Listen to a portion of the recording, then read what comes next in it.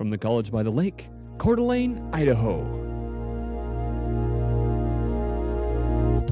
Local, regional, national, and international guests discussing the issues and topics affecting the way you live are on Forum, the North Idaho College Public Forum, with your host and moderator, political scientist Tony Stewart.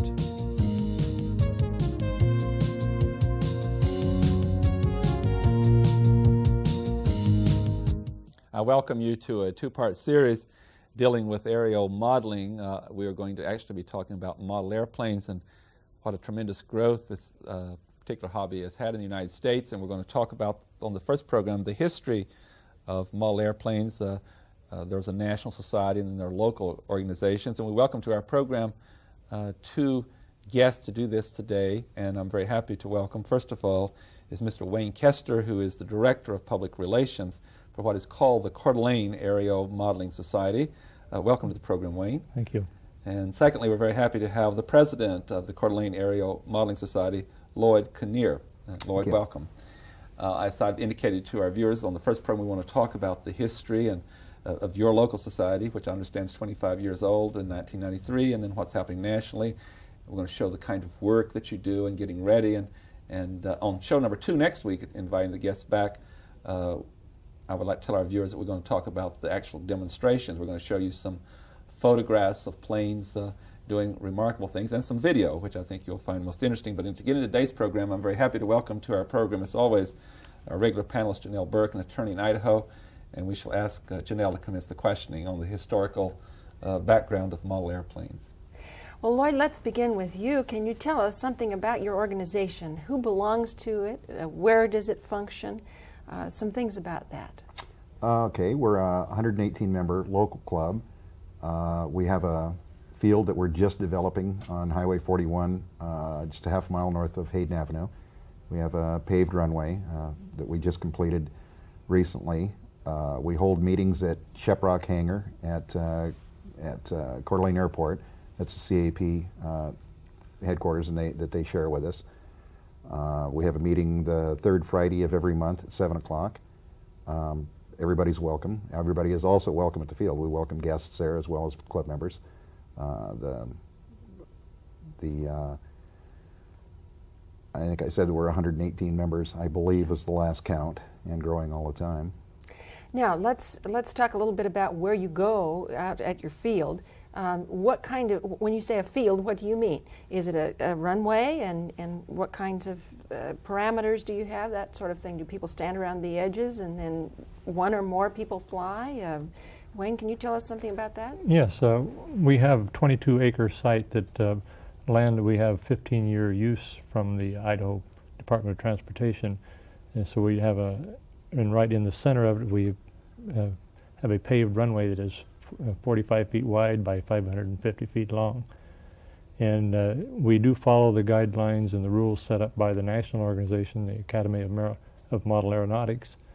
And those dictate a lot of the safety things that we do use. We have specific places for the pilots to stand, to prepare their airplanes and to place their vehicles and so forth, and also for the spectators. So it is very well organized, and we do have detailed instructions on how to do those things. Now, you're very organized, but I want to go back just for a minute to the fact that we all have enjoyed airplanes at some point in time. School children like airplanes, flying model airplanes. And so what is some of the history behind model airplaning? How long has it been going on? Forever? Probably before manned flight, before the Wright brothers. Models flew long before full-sized aircraft. The form that it's in now originally started out as rubber band powered and free flight. Gas engines have been around since at least the 30s, so I read. And the radio controls have been around for about 40 years. I can remember when I was 5 or 6 years old watching them fly north of Spokane. At that time, transmitters were so large they had to sit on the ground. They had tubes. The control was marginal at best. They've gone through the radios have gotten to the point now They're computer-controlled digital radios. We very seldom ever have a problem with radios anymore. We usually like to blame it on the radios when the planes crash, but it's rarely a radio fault. At one point, U-control radios or U-control aircraft were considerably more popular than radio control is now. That was the ones that I'm sure everybody remembers seeing them flying in circles attached to two lines, and they still do fly. They still have national events for those aircraft. We're going to put in a pad out at our field to allow the use of U-control because they're considerably cheaper, entry-level aircraft for younger people to get into the hobby. Now, Wayne, do young people do this? Children do this? Do older people do this? All ages? Yes. And what is the learning that you get from model airplane?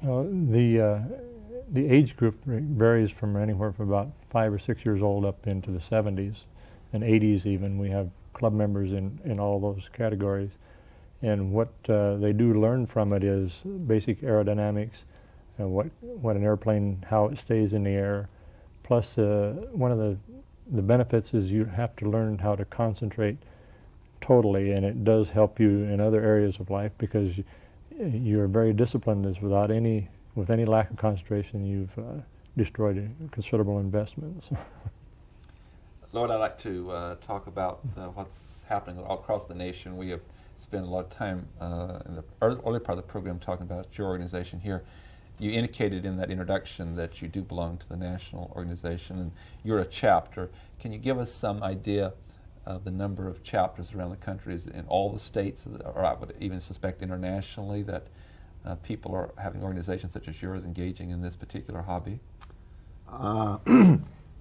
I wouldn't even venture to guess the number. There's, in our own area, there's 10 or 12 clubs sanctioned by the AMA.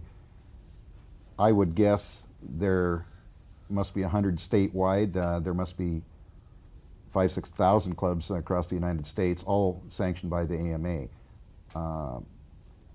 The total membership, again, I would guess my number. I joined the AMA 3 years ago, and I'm number 416,000. Of course, some of them may not all be there, but it's a large organization. They sponsor national contests throughout the United States, scale contests, pattern contests. They are also the sanctioning body for everything from rubber band flight to U-controls, every type of aero modeling. But as far as total number, I am not familiar with. Let's move a little more into that area of classifications. You know, I know you meet every month and you have a lot of practice and you have shows yourself. Is there like in some other contests, a local contest, state contest, national contest, or can you just enter at a particular national contest? I really have a two-part question. Part one is, how is this structure organized as far as contests around the country? And number two, I want to get involved with some more clarification of the different kinds of contests you can enter. Sure. Now, for scale airplanes throughout the United States, the AMA sponsors a contest called Scale Masters. That there are, I believe, 20 regional qualifiers throughout the United States. So the country's broken into regions. Right. We, the Coeur d'Alene Aero Modeling Society, in conjunction with the Farragut Flyers, another local club, every year sponsor a regional qualifier at Farragut State Park. And that I understand is one of the largest participations of a regional qualifier anywhere in the United States. We take the top 5, I believe, from our qualifier and then send them to the national contest every year. And that's the structure for Scale Masters. And I believe most of the other national contests through the AMA are conducted in a like manner. That they're local contests that you can work up through to national contests. The categories now in our own particular club, you start out with a trainer type airplane, just a high wing generic aircraft. It's not a scale model of anything. Then once you get your first trainer under your belt, there's so many different directions to go. Scale, obviously, every aircraft that's ever been produced full size has been modeled. Everything from Howard Hughes' Spruce Goose to every military aircraft that's ever flown has been modeled. There are pattern aircraft. That's aerobatic type aircraft. They have contests for that. You can get into fun fly aircraft. Most of the local contests that we have around here are fun flies. They'll have events, limbo, flying under a string, time glide, climb to a certain altitude, shut the engine off, glide to a spot landing, balloon breaking contests, take off, do so many rolls and land, so many touch and goes in a minute, another specialized aircraft. But just about anything that you've ever seen in the air has been modeled. What you've triggered in my thinking has been that in swimming and diving and so forth, there are a lot of different categories, and also there's degrees of difficulty. And so as divers, for example, know the more difficult the task, the more rewarding they can be in points if they choose that. So I suspect that what you're saying in these different categories, some of these for the individual that's controlling the plane can be challenged much greater than in certain other activities. Is that right, Wayne? Yes, there's many levels. In your scale contest, you have what they call sport scale, then you have precision scale, you have standoff scale, and they're all varying levels, so that the amount of degree of accuracy depends on which part of that you enter. I would assume, too, as you're taking up this hobby and going through the learning process, that individuals are advised to wait on some of those particular contests until they're a certain level of proficiency. That's correct. Yes. How long does it take for a dedicated individual to where they would be at the point, and I should back up to say I know that some individuals may have preferences of certain kind of contests over others, but for some of the more difficult maneuvers and all, how long does it take to reach proficiency in some of the most challenging categories? Well, on the average, I would say it takes place over several years. Although there are exceptions, we do have a club member that in about 3 days he went to a pattern ship, and in a month he was winning contests. So there's always those frustrating people and everything, aren't they? They pick it up instantly. Nell Burke. Well, let's start with you, Wayne. Can you tell us how would you go about this from beginning steps and then on? What kind of a sequence would you probably follow if you were interested in modeling? Well, the best thing to do would be to attend a club meeting to where we do have a large number of people that are available as far as expertise in building, choosing a first airplane, and and also we have instructors to learn to fly. So becoming affiliated with a club, whether it be ours or any club, that would be the first step. So you would have a means to, because I learned on my own years ago, and that is not the way to go after several attempts on my own. So I'd highly suggest that once you get involved with a club, then work through them. They have a program that will take you all the way through to your advanced flying. Yes. And so once you have joined the club, you have an idea what you want to get. Do you keep more than one airplane? Do you, for example, keep a whole bunch of airplanes?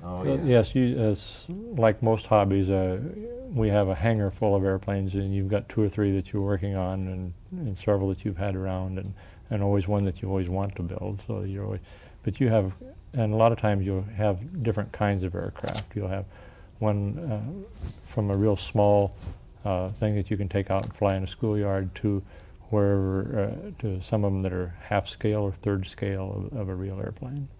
And so how do you carry them? Can you tell us a little bit about how you might transport them, keep them safe while you're taking them? Sure. We have everything from 58 Chev station wagons to Mark Eaton's Buick. Most of the people, vans are very popular. Pickups with canopies on them. It's depending on the size. Now, Wayne has an aircraft that he can carry in the front seat of his car, but like you said, there's a lot of quarter and third scale. They're getting up to 12, 14-foot wingspan, and in a one-piece wing that gets very difficult to transport.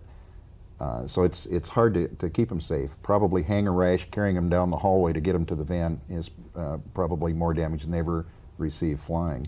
Now, I hear you talking about all sizes and all kinds. Do you buy a kit to begin with, or do you make the whole thing from beginning to end from scratch? That's both. There are companies that make kits, and then there are people that will buy the raw materials and get the plans and cut everything out and do the building themselves. Two, there's companies now that produce what they call ARF, which is almost ready to fly.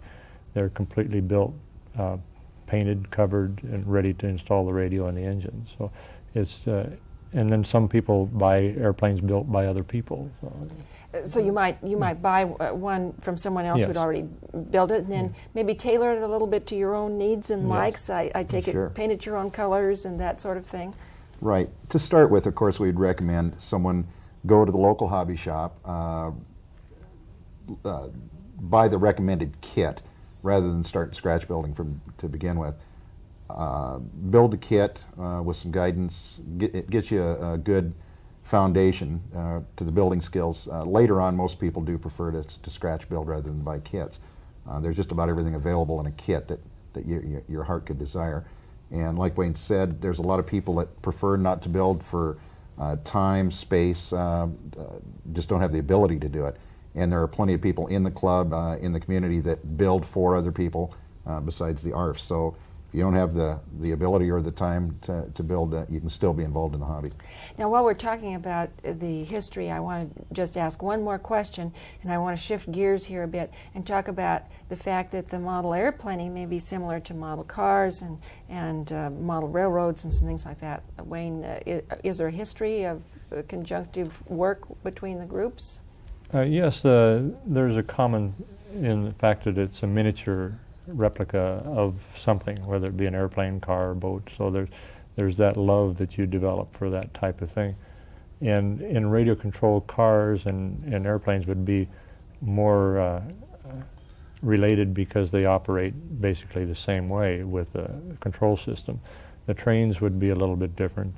They moved more into the computer control than radio controlled. So there is some difference there. We're going to now go to some photographs that you brought with you, and on today's program we're going to talk about all the hours that you put in, and our first photograph is going to be about the construction of a model airplane, and then we're going to show some of the models. On the second show next week we're going to get into some real demonstrations of the action. Lloyd, would you take us through these photographs? And this first one here looks like a workbench and all the kind of equipment that you have to have. Right, this is the construction of a wing. This is a standard wing construction without a jig.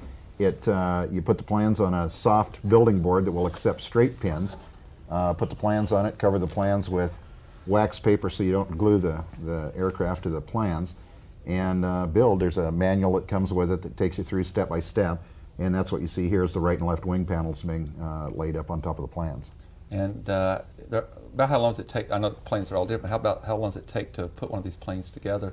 I know if they're, say a normal size. Like a trainer, the first plane you would build, a person working on it in the evenings and weekends would take you a month to put together, a month of evenings and weekends. All of us have gone through marathon building sessions and built a plane in 3 or 4 days. Other ones take years. There's plenty of planes around that have been under construction for years. It's kind of like artwork. It varies from one to another. We're also going to show some of the model planes that you don't have in the studio today, but that you have taken photographs of those. And if they can bring one of those, here are several. This is your field in Rathdrum, isn't it? Right. That was our ribbon cutting ceremony. The farthest plane away is one of those planes that takes years to build. As a matter of fact, it's not flown yet.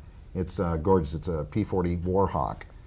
Uses a big 2-cylinder 6,000 cc engine, or 600 cc, and it's been around for a long time in construction stages. The next one, scale model of a Chipmunk, and the nearest one is just a generic fun fly type airplane. So again, that's been really good for us to see that you have different sizes and different models. And as you indicated earlier in the program, you have copies of different points in our aviation and the kind of planes they have. And again, I understand that some of those, of course, would be a lot harder to construct, and others that they're more complicated. Would that be correct? Oh, absolutely. You know, you can get like an early model of a Curtiss Jenny is a very complicated airplane with all of the flying wires and the two wings, where some of the more modern airplanes would be a lot easier to construct. Mm-hmm.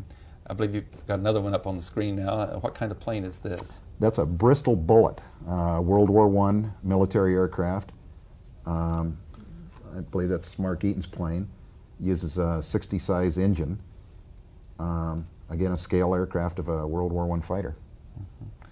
Mm-hmm. In doing this, you have some individuals, I suspect, Wayne, that prefer one type or another one, and they're making their own planes. And some people have more variety. Would that be correct? That's correct. Some people, the only thing they will build is scale airplanes. That's the only thing that really gets them excited. Other people, the only thing they like to do is to race. So they would build a racing type airplane or aerobatics similar to the one that you see there. Would you describe this one to us that's on the screen? That's a Super Chipmunk, which is an aerobatic. It's modeled after an airplane that the full-size aircraft use in competition. So it works exactly the same as the real airplane. It's fully aerobatic and does a lot of maneuvers. I would suspect too that some of these planes, when in flight, are more challenging, difficult to control than others. That's correct. Your trainer type airplane would be one that would be very forgiving, that it can be trimmed out so when you take your hands off the controls that they will fly literally by themselves in a level flight, where your aerobatic airplanes would be entirely much more hard to control, and you have to fly them all the time. This other photograph, Lloyd, that's come on the screen now is really impressive to me. I was somewhat overwhelmed to see that you have a paved runway, and it's, I would call this big time. And so would you describe that this is near Rathdrum, and you have several planes sitting here, but really you have something that I would think a lot of the societies, organizations, or clubs would not have. I believe that our field is the only dedicated model paved runway in the whole Inland Empire. There are some of the other clubs that fly off of asphalt, but they're abandoned airstrips. The Barons Club in Spokane flies off of the Deer Park airstrip. The St. Mary's people can fly off of the airstrip down there. But this is the only paved model runway in the Inland Northwest. It overwhelmed us, too. This was a monstrous project. Now, you tell us at the beginning of the program how long the runway is. 550 feet long by 40 feet wide, 45 feet wide. And so, again, I'd ask you something similar to Wayne, is that the type of plane that you would have would dictate a lot how much runway you would need to get off the ground. Is that correct? That's correct. We originally, when we designed this runway, we wanted to accommodate ducted fans. That's the jet aircraft. They require more room to get off the ground, and they land at a higher rate of speed. Most of the planes that we fly there now use a fourth of that available runway. But the jets and some of the higher performance aircraft could, in the future, will be able to use the full length of the runway. I'm holding one of your model airplanes that's with me here now, if we can get that on camera. And I believe it's called the Baby Birdie.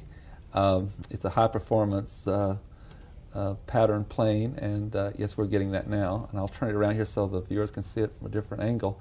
Would you describe this for us, Lloyd? I'll defer that to Wayne. That's Wayne's airplane. It's Wayne. I'm sorry, Wayne. I apologize. You wouldn't want me to critique it. This has the motor that everybody remembers that they used to fly on wires, a little half A is what it's called. And this is not a beginning type airplane.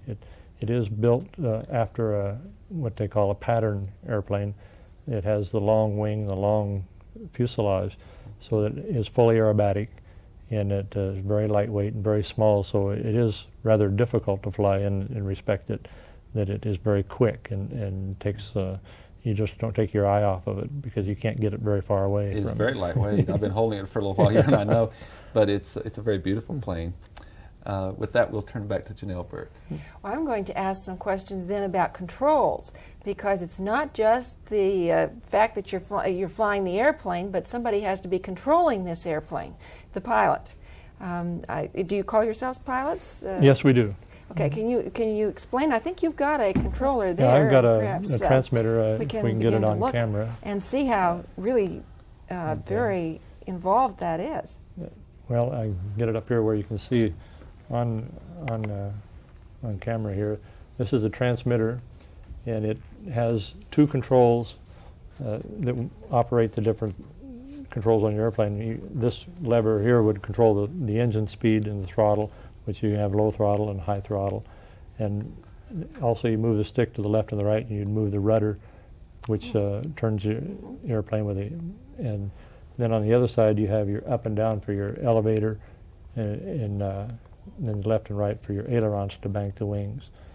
And then they also have several other levers and buttons on the transmitter that would work your flaps if you had extra features on your airplane. Landing gear, it would retract the landing gear and so forth. So they're from very simple 4-channel is what they call to an 8-channel that would work 8 different functions.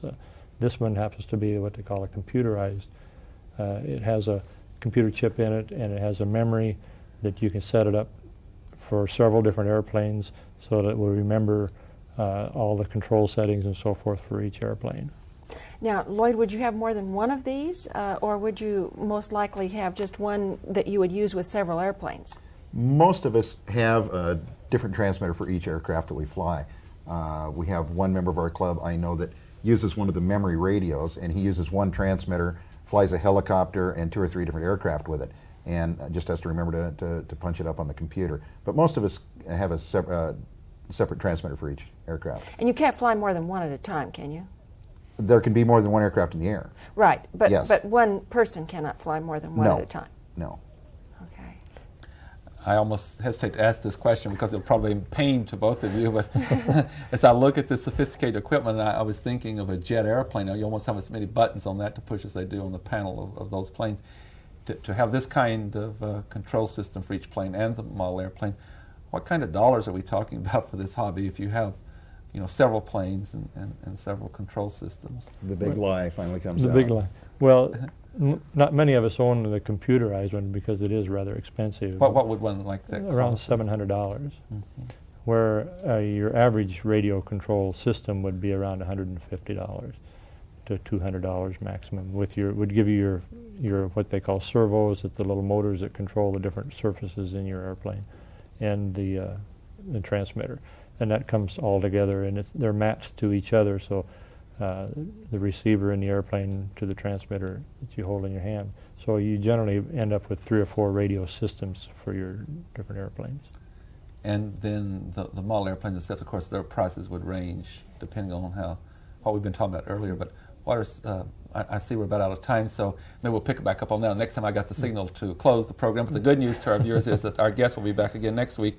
Not only will we discuss some more about the expenses, but we're going to do a demonstration for you, both through photographs and video, so you can see some of these planes in operation, and I think you'll be extremely impressed with that demonstration. Please be with us again next week. Until then, please have a good week. I am Tony Stewart.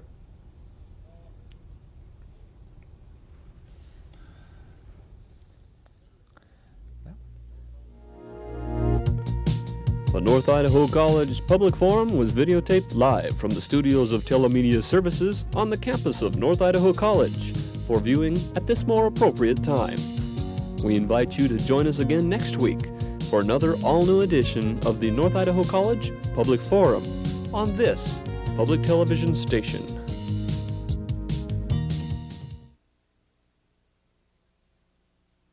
From the College by the Lake, Coeur d'Alene, Idaho.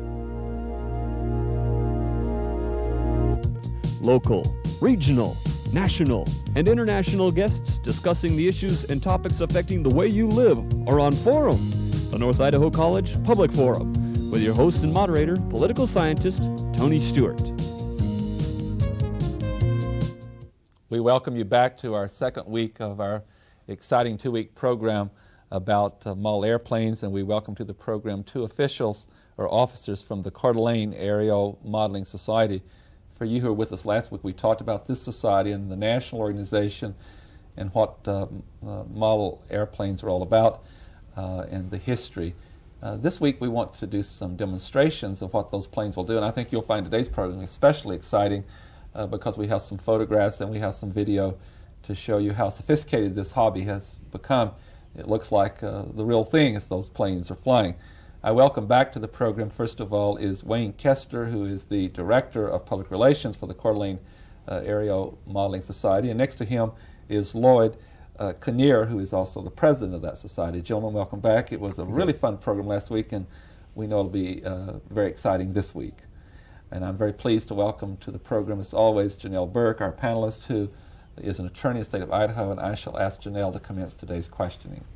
Before the show, we talked a little bit about what you consider to be the aspects of this very fascinating hobby. Can you tell us what are the three aspects, Lloyd, that you consider to be a part of this hobby? Sure.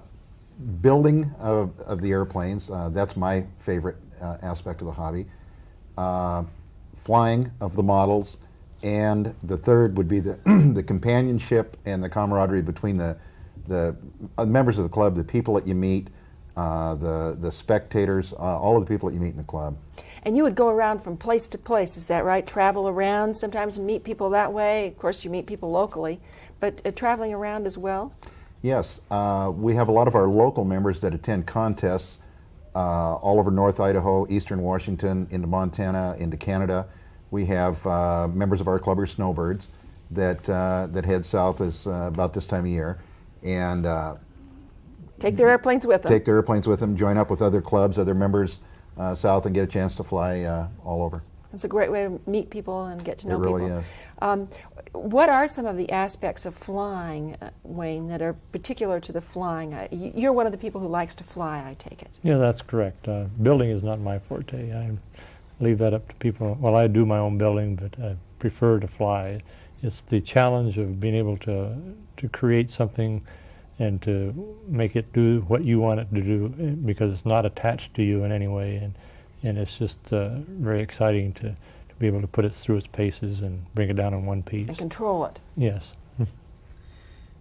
I had promised the viewers last week that we would be going into some illustrations and demonstrations of what these planes will do, and I thank you, gentlemen, for bringing along some shots of the planes actually on the runway and taking off photographs. So we're going to ask our crew to put up on the screen our first photograph. And Lloyd, this is, I believe, your airstrip here in Kootenai County in Rathdrum, Idaho. Yes, it is. This is our newly paved strip with some of our weekday flyers out there. This was shot by a member of our club, a newly licensed pilot. It looks like that it's just absolutely a real runway. And last week we told our viewers how long it is, but we may have new viewers this week. Would you tell us again how long this strip is? This is 550 feet long, 45 feet wide, and we've got a 300 or 400 foot grass runoff area at each end of the strip. Plus, we hadn't mentioned before, that we also have a grass strip adjacent to this that we keep rolled and mowed for the people that prefer to fly off the grass. It's as long as this strip is, and about 100 feet wide. That's interesting. So some people prefer grass and some paved. It's a little like horse racing, whether it's on grass or on Right. dirt. Yes, that's very, very interesting on that process. Now, our next photograph is going to show the runway again, but it's going to show a plane about to take off. So when we have that up, we'll let you tell us what is happening, and also have you to identify what particular kind of plane that this is that we have on the runway, or taking off here. Okay, this is a pattern type aircraft, scratch built by a member of our club, Neil Udell. He's probably the best flyer we have in our club. Designs and scratch builds all of his own aircraft, and this is one of his own designs. I believe this is a Monkey. I may have misspoke, but I believe that's what he has named this aircraft.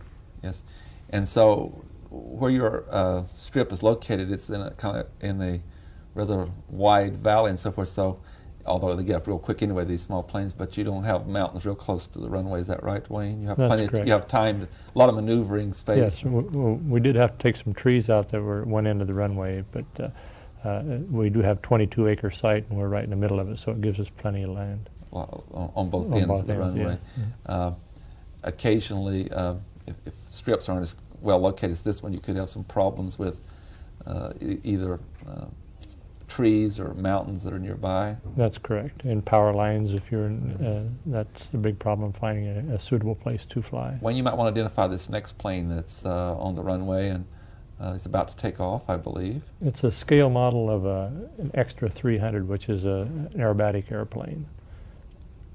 And what kind of range does this have? Do they all have the same kind of range? Or? Yes, with the radio systems today, you can fly them well out of line of sight, way beyond when you can see the airplane. So it behooves you to keep the airplane close to you so you can keep it in control. Now, when it wasn't as sophisticated or computerized, a lot of times planes would be lost when then you couldn't bring them back. That's correct. Usually what happens when a radio gets out of range from the transmitter, the receiver doesn't know what to do, so it makes all the controls go one direction, and therefore it would go into a spin and into the ground. Here's the same plane. It's off the runway now, and it's gaining altitude. That'd be another question I would have for you, Wayne, is how high altitude does, again, I suspect the type of plane would have something to do with that, but how high can they reach? Well, usually as high as you want to go, but we do have an airport nearby, so we try to fly within 400 feet. Altitude is the maximum altitude. A lot of times you do go a little higher when you're doing maneuvers, and you can fly as high as you can see the airplane until it gets out of sight, as far as that goes. In addition to the altitude, also in the range, you keep those within not only up in that altitude, but also within a certain range of the airport itself. Yes. Or the strip. Yes, that's correct. We try to stay, here again, is so you can keep it under control. You're usually not over several hundred feet away from you. Plus, you indicated that you also are close to an airport, so there could be some safety problems. That's correct. Here's the same plane again. It's looks like it's reached maybe its height or top altitude. Yes, and he's getting ready to. He'll do what they normally do: is fly, make a pass down the runway, and then come back and start doing maneuvers and so forth. And you make all your maneuvers over the grass area. You don't fly over the runway for safety reasons. And you indicated that colors are different depending on whether a plane is upside down so that they can be easily identified. Is that correct? That's correct. Usually if it's a scale model, you have no choice, but on a model that you build yourself, you normally paint the top of the wings a different color or a different pattern so that you can visually tell if it's upside down or not. What we're going to do now is that we thank both of you gentlemen for bringing some video with you, and we're going to go into real action now and let you see what these planes will do. Appreciate you for bringing the video, and I'll ask our crew if they will show that this time, and we'll be silent during the video, and when it's finished we'll come back and interview our guest concerning these exciting model airplanes.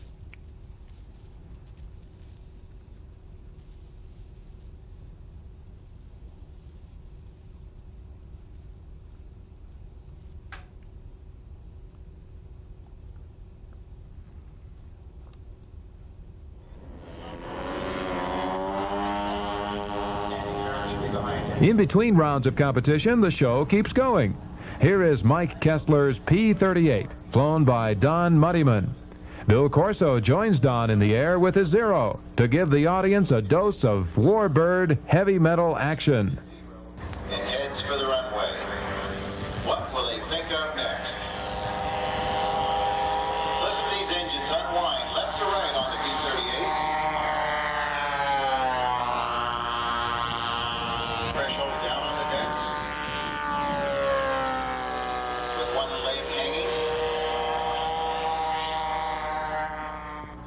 Bubba Spivey and Wayne Voiles performed aerobatics formation flight with two Lanier RC Stingers.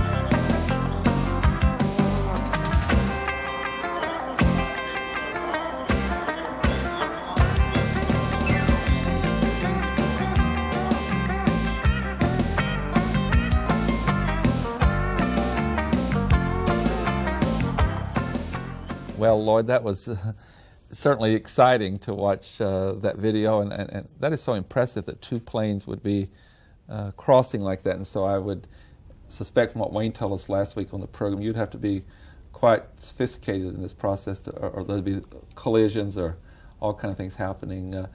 Do people in your society locally are at this level now of flight? And that was very, very exciting video.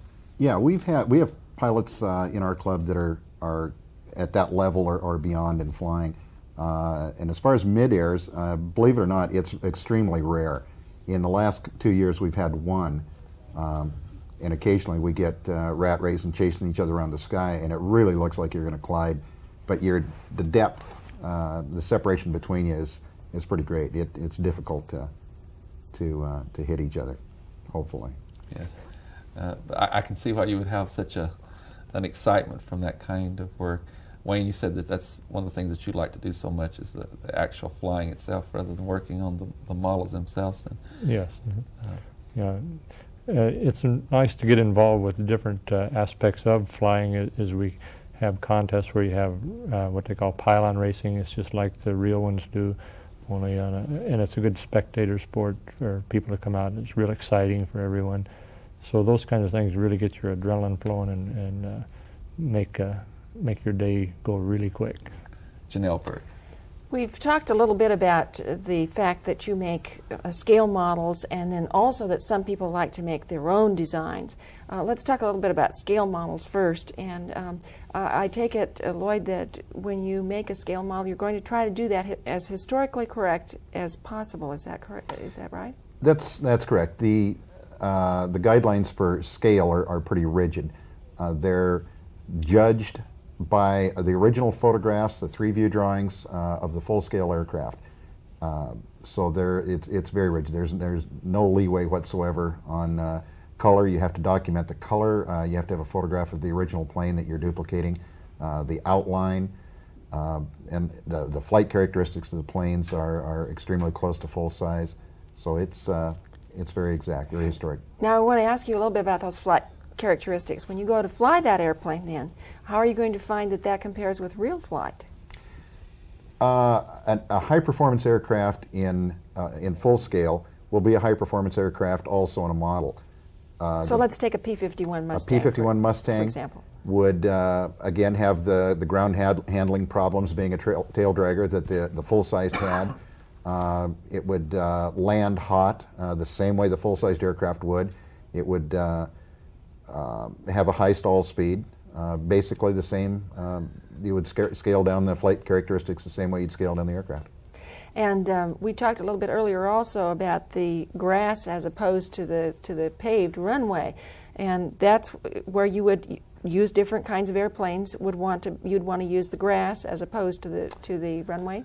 Yes, as in full-sized, a tail dragger, an airplane with the third wheel at the back rather than the front, is more comfortable on grass. It handles better on grass. Rough ground also dictates the use of a tail dragger over a nose gear aircraft. Now that we have a paved strip, most of us will again fly tricycle geared aircraft because they handle so much better on the ground, just as a full-size does. Now I understand, Wayne, that you're one of those people, though, that likes to maybe experiment with his own design, see if you can improve on the big builders. Is that what you do? Well, I don't think it's trying to improve on it. It's just kind of you want experiment to see and see what happens. and see if you can make something work as well as the people who have all the experience of doing it. So, yeah, I built 2 of my own design, and so far they've all flown successfully. So what are you studying for when you do that? Are you studying for speed? Are you studying for lightness, for example, flying ability? Yeah, flying characteristics and handling of the aircraft, so that it'll perform very, very well. And in order to do that, would you be then studying some physics, studying some books, reading about those kinds of things, using your own past experience? Yeah, you would use the study of airfoils and different relationships of the tail to the wing as far as the length and so forth. It would be the same aerodynamics that a real designer would use, so that's part of the fun, is being able to do that. Now, I know that you've been involved as well in some programs that are going to be coming forward, and I want to give you an opportunity to tell us where we can go to see some of those things. Thank you. Yes, the Coeur d'Alene Aero Modeling Society is, I'm working with them, and we're going to put on what is called the Northwest Modelers Rendezvous, which will encompass all aspects of modeling, whether it be trains, planes, cars, or boats. And we're going to hold that in a 2-day event in April. It's at the Kootenai County Fairgrounds. So everyone that's interested in modeling can have a chance to see a little more closely what it is. When would you give us the dates on April? April 17th and 18th of 1993. So if people can put that on their calendar and go out, would they be able to see some demonstrations at that time? At this time, we're planning, yes, demonstrations of flying of airplanes, radio-controlled cars, and trains as well. I have a series of kind of short questions, that points of information that have come to my mind. And Lloyd, I'll start with you. First of all, weather conditions in flying. I know some days are very windy, and some are rain and snow, some are sunshine. Do you like the challenge of the different weathers, or is there some kind of weather that you don't prefer, that's an organization not to fly? Again, that's pilot preference. You'll find that it's got to be some really ugly weather that there won't be somebody flying at the field. Flying in wind is fun. You can fly airplanes backwards. If an airplane will fly forward at 15 miles an hour in a 20 mile an hour wind, it'll obviously fly backwards. You can land an airplane as you would a helicopter with no forward movement. So it's got to be gale force wind to keep everybody out of there. Rain, you'll find everybody running for their vans in between cloudbursts and back out on the runway as soon as the rain stops. We fly in the snow. We put skis or floats on them and fly in the snow. Floats, we haven't mentioned that. We also fly off the local lakes. We'll have a float fly at Hauser Lake this summer. I'm not sure of the date. So just about any condition. There's about nothing that'll keep us off the field. I've always think in terms of these kind of things too, that the human mind is so imaginative and playing with contests. Do you ever have any contest either here or nationally on just marathon flying, how long you can keep a plane up? Wayne? We don't locally here, but that is something that is attempted from time to time, and I'm not sure what the record is now, but it's 24 hours. It's over 24 hours. We do have a cross-country contest every year in this area where you have to fly a course over several miles, and you have to be in a vehicle using the back of a pickup or something and to follow along with your airplane to fly over a course that's set by the contest directors. When you mentioned, Lloyd, that the record is 24 hours, is that the same person at the controls, or do you switch? Or? No, it's the FAI was the sanctioning body, and they required that it be one pilot. He was allowed to use a homing device that kept the plane in an area, so he could take his eyes off it, and it would I assume circle in a local area, but it stayed aloft. One airplane with one guy flying it for over 24 hours, and when they landed it, it still had a half a tank of fuel. They could have gone much longer. That's an interesting thing too that I would like to pursue, and that is the fuel on the planes and all. You've indicated in this particular plane that even after 24 hours it had a half a tank. So I assume most all of them could stay up much longer than you wish to do so or need to. Usually your neck gets tired before you run out of fuel. The average flight time is around 20 minutes. Usually after 15 minutes it starts to get to becoming a mental fatigue as well as the tired neck. But they could stay up. We could put considerably larger tanks in them. It's also a matter of sharing frequencies with other flyers at the field. You get hogging one frequency for a period of time and someone else couldn't fly on that frequency. As we ended the program last week, I had promised the viewers, and I know we have some viewers that tune in every week, and I certainly don't want to disappoint them. We had just started talking about how expensive this hobby was when we had to go off the air, and Wayne, I believe you were in the process of identifying. We'll start all over because also of possible viewers we didn't have last week. Would you tell us how expensive this hobby is? And I know we were talking about the control systems you had, and if they were computerized, how much they cost, and then the planes themselves. as an average, for someone that was interested to get into the hobby, it would he can do that for about $500, which would include a 4-channel radio, the whole system for that, the airplane, the engine, and all the accessories. That would be one control system and one plane. Right, and it can go as far as the control systems. You can go for anywhere from $150 to a regular 4-channel to operate the 4 different control surfaces, to a computerized radio for around $700 that would have all kinds of accessories. It would have memory, you could use it to fly several different airplanes, and it would remember what the setup was for each one. So it varies, and you can go in from $100 for a kit to $3,000 or $4,000, depending on how much you want to get involved. Either one of you, this question's for you. Of all the people you've met, and we'll not ask you to reveal any names, but what is the most expensive plane and control system that you have observed that someone has owned? Probably. I think that there are probably quite a few $5,000 airplanes flying. In our area, in our club, there's many $1,000 airplanes. Nobody would admit that if their wife is going to watch this, but it gets very expensive. Yes, Janelle Berg. Let's talk about the flying experience and what you have to do that. Now, you have to have your model airplane. I know that we would start with that, and then your controls. But what other equipment do you have to have that's a part of your traveling, your apparatus? What do people do? Do they also wear perhaps color-coordinated outfits, that sort of thing? So let's start with Lloyd, and we'll go on with Wayne to anything that you can think of that you'd add. Wayne sells us our T-shirts and hats, so we'll leave the color coordination to him.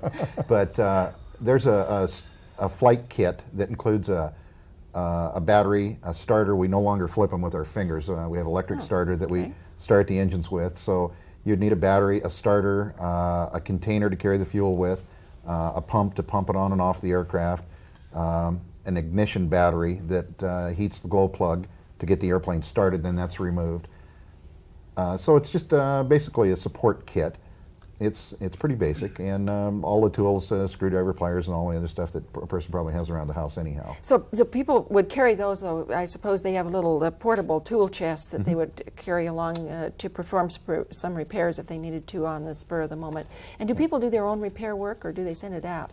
No, most of it's usually done right there at the field. Unless it goes into a paper bag, it usually gets repaired right at the field.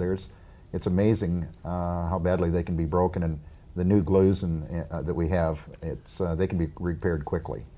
Okay, now Wayne, you promised to tell us a little bit about the clothing that you might wear, or how you, and I assume too that some people might have a vehicle of some type that they would use for transportation. Usually, you would have your vehicle, and you usually make a carrier for your airplane. It's a framework, because your airplane normally comes apart as far as has a wing that hooks onto the fuselage so that it is more portable.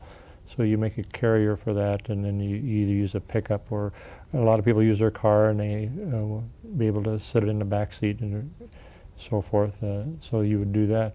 As far as the clothing, we do have an official club jacket to identify everyone. So, and we also are instituting a badge system, so all the people out at the field, you will know whether they are a member of the club, and you can ask questions, or if another club member can identify someone else there.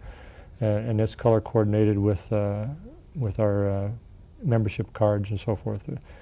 And other than that, the clothing that Lloyd's talking about is some warm weather clothes, I suppose. We do have usually T-shirts or a golf shirt that identify us as a club member, and most everyone wears a hat to keep the sun out of your eyes when you're flying.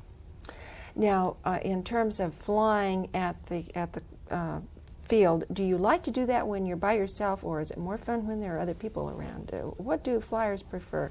We don't really want everybody to go out and fly by themselves. There really should be more than one person there for safety reasons in case of an accident, which we are very fortunate to have had very, very few. But it is a sport that is enjoyed as much on the ground, hangar flying, so to speak, as it is in the air. So the more people, the merrier it is. So people might fly and then go away and then kind of visit and then go back and fly for another 20 minutes or so. Sure. You put in a 20-minute flight and usually visit for an hour, hour and a half, and put in another 20-minute flight. There's much more visiting and hangar talk goes on than flying. Now, I also want to give you an opportunity to talk about the fact that school children might enjoy this kind of an activity and perhaps even a field trip. Well, we're very excited about this. We have just hosted the 5th grade class from Otis Orchards elementary school. They came out and we showed them a little bit about aerodynamics. They cut out paper airplanes and made them fly, and in the middle of a rainstorm, I might add. And we had flight demonstrations, and everybody was all excited. So we're in the process now of putting together a package that we can offer schools specifically for that, because it was such a success. We're just about out of time, but I have a feeling we have viewers who want to get in touch with you. We did a program on another subject dealing with space and Star Trek and so forth, and there was a tremendous reaction. So do you have a telephone number that you would like to give, or an address for viewers that our viewing area is over a rather wide area, that they might want to get in touch with you, or how they could start a society or a club in their own community? Sure. I'll give them my home phone. Let me start by saying, for those who are out of state, out of this region, it's area code 208. Area code 208-773-0918. In case someone didn't get that and they're still getting a pen, if one more time you would give that number. Area code 208-773-0918. Okay, and so if they got in touch with you, you'd be happy to tell them Sure. what you do and how they could get started, or how they could become part of your group. And I understand that you have some members as far away as California, is that correct? We have a member in California, we have a member in Hawaii, we have members that are joining in Canada, so we're area wide. We have a monthly newsletter to keep everyone informed of what's going on if they can't make the monthly meetings. And again, we didn't say on this show, we did last week, you meet on the third Wednesday evening? Third Friday. Third Friday. Third Friday of every month at Sheprock Hangar at 7 p.m. 7 p.m. at Coeur d'Alene Airport. With that, we've got to bring our program to conclusion. I want to thank both of you gentlemen for taking 2 weeks to be with us, and Janelle Berg for her fine questions. It's been most interesting, and good luck to you. Ladies and gentlemen, I know you've enjoyed these 2 programs, and I'd like to invite you again to be with us again next week when we will discuss an important subject. Until then, please have a good week. I am Tony Stewart.